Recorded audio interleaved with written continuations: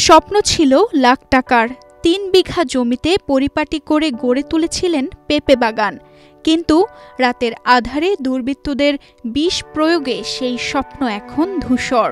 নিঃস্ব কৃষক হাফিজউদ্দিন বছরে ৬০,০০০ টাকা চুক্তিতে লিজ নেন জমি।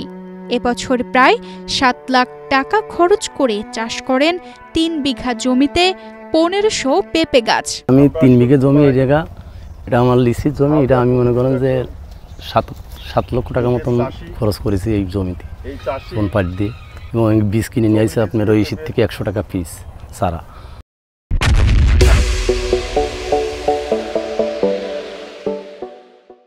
আমি এই পর্যন্ত খরচ টরচ করি। এখন আমি এই মুখের থেকে কিছু ব্যস্ত। এখন আমি যেটা দেখিনি, কিছু বুঝিনি, এখন আমি কি দোষারোপ করবো না যে কিনা আমার ক্ষতি করলে কিনা। এটা আমার কপালে এটুক ছিল।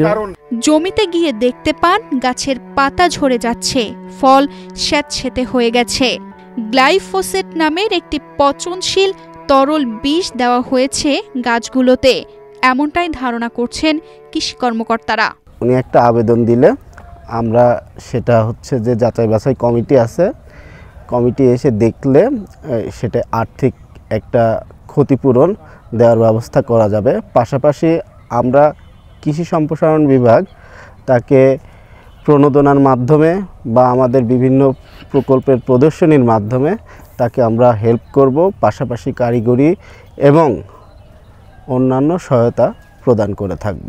স্বপ্ন দেখেছিলেন সংসার ঘুরে দাঁড়ানোর, অথচ এক রাতেই সব উলট পালট।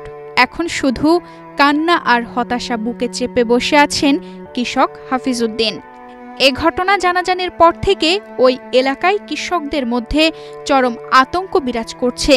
রাতের আধারে এ ধরনের অপকর্ম চাষিদের জন্য অশনি সংকেত।